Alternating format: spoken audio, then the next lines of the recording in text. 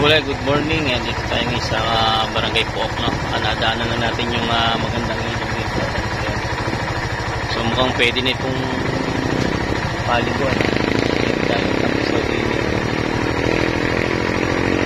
So ito lang yung ano niya, yung adult niya ay 50 na yung entrance niya. Adult 50, yung bata ay 20 na. Malaking ilog, nature resort, no?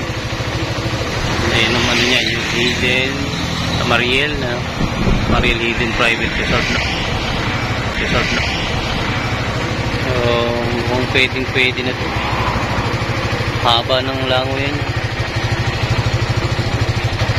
Mukhang malalim din, mukhang nagpastao rin. Malinis siya, may cottage. Ayan, dito lang tayo sa tabing karsada. Ayan, yung karsada siya, ayan. Papuntang Pook. Ito papuntang silang bayan, ano. Ito'y papuntang Pook, pasok. Napadaan lang yan. Binigyan ko lang para kung saan nadaan yung maligo. Dahil sa Pook silang Cavite. 50 ang matanda, 20 yung bata, no. Siguro yung cottage may additional siguro. Hindi mo na. Ito ay pawit.